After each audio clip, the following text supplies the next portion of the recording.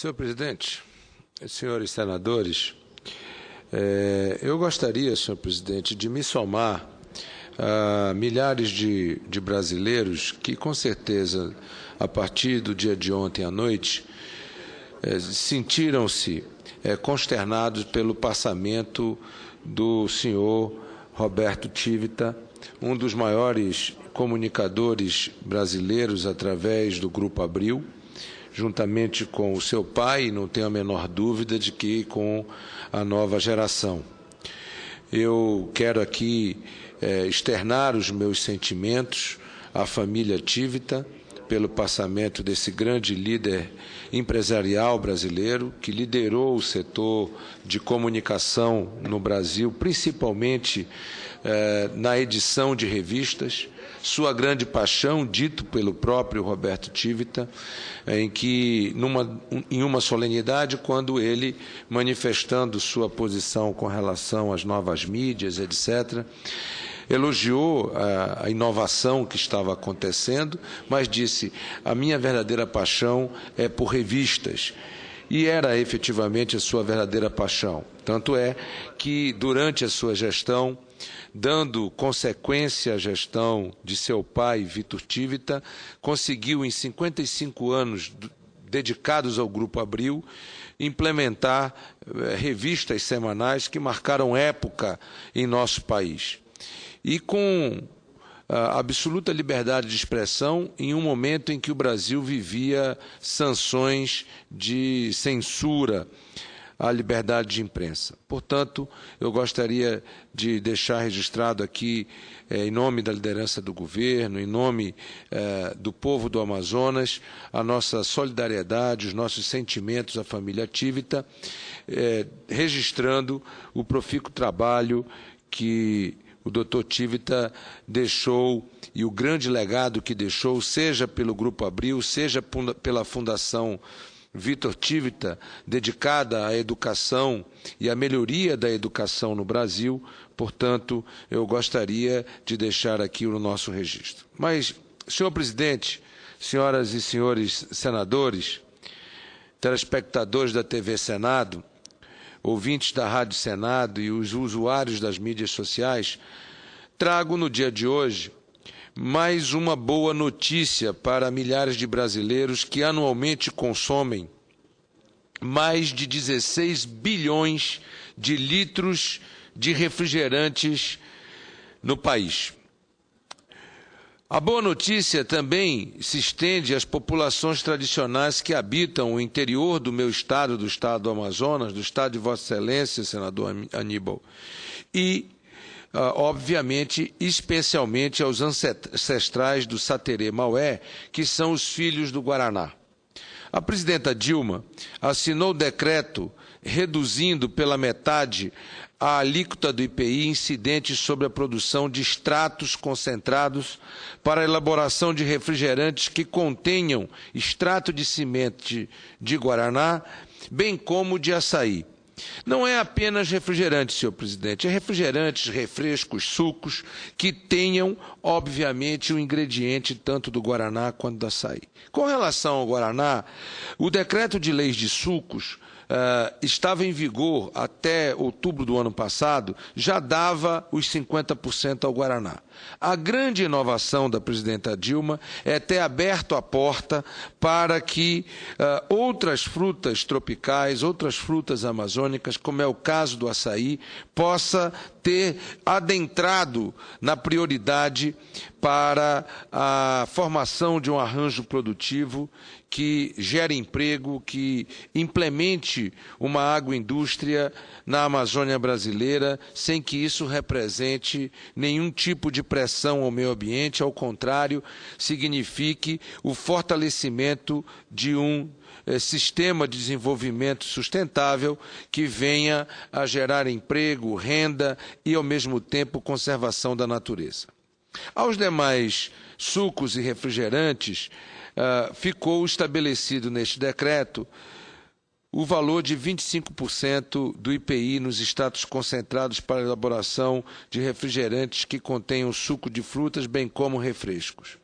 Trata-se de um incentivo fiscal importante que resultará em uma renúncia fiscal de R$ 257 milhões este ano e de R$ 285 milhões em 2014. Ou seja, é um recurso que os produtores deixarão de transferir ao governo e que poderá ser utilizado no estímulo à produção e aos investimentos para a melhoria da produtividade. Estimativas indicam que esse alívio fiscal poderá resultar em uma redução dos preços dos refrigerantes para os consumidores finais, bem como os refrescos hoje produzidos a partir desses princípios ativos. A redução do IPI já havia sido concedida pelo governo em 2011, mas foi extinta em outubro do ano passado. Na realidade, ela já foi concedida muito antes de 2011, senhor presidente.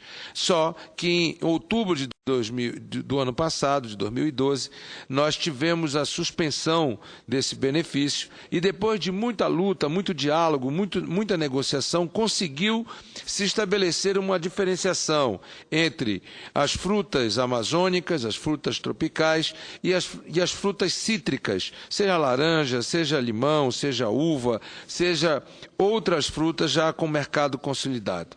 Agora ela volta, e eu espero que seja para ficar por um longo período, pelo menos até que cessem os efeitos perniciosos do sistema financeiro internacional. Quando, governador do Amazonas, empreendemos várias iniciativas com o apoio do setor privado para estimular a produção do guaraná e das frutas tropicais no Amazonas. Em baixa nos primeiros anos da década passada, o guaraná teve uma alta de quase 450% entre 2003 e 2009. Em seu valor de mercado na região de Maués, símbolo do cultivo da planta, com safra anual em torno de 300 a 400 toneladas de grãos torrados. Quando cheguei ao governo, a indústria pagava R$ 2,00 pelo quilo do guaraná. Com os fomentos concedidos através de programas de sustentabilidade, saímos deste baixíssimo preço para um preço mínimo de R$ 10,00 o quilo em menos de 6 anos. A valorização nesse curto espaço de tempo deveu seus incentivos recebidos pela maioria dos produtores de guaraná da região, que reúnem mais de 2.000 famílias. Tanto em relação ao guaraná como ao açaí, promovemos o desenvolvimento econômico da floresta adentro com o conceito da Zona Franca Verde, que na prática significa levar tecnologia para desenvolver sem desmatar. A intenção é incutir no homem que vive na floresta a ideia de que ele é um verdadeiro guardião, o conceito de que a floresta é fonte de desenvolvimento e renda e não um obstáculo ao crescimento. A Zona Franca Verde não é mais do que a aplicação na floresta do know-how da indústria de ponta não poluente que existe no polo industrial de Manaus. Quando, no governo, contratamos uma empresa para melhorar as mudas de açaí, o que gerou um aumento na produção no Médio Solimões, no centro do Amazonas, a maior região produtora. A atividade deixou de ser puramente extrativista, nativa, para ser mais técnica, com manejo correto. O açaí precisa ser plantado em áreas com um mínimo de impacto ambiental. Estradas devem permitir o escoamento da produção das terras altas durante o ano inteiro, até as usinas de pasteurização instaladas em diversos municípios, entre eles o município de Codajás, o município de Benjamin Constant, o município de Carauari, de onde o produto é muito mais elaborado, segue, portanto, em barcaças frigoríficas até Manaus. Boa parte dessa produção pode ser adquirida pelo Estado para compor a merenda escolar.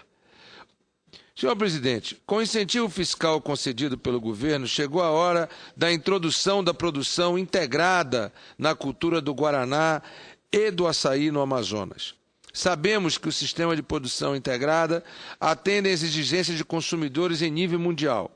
Na Europa, tornou-se um pré-requisito para a qualidade da produção agrícola.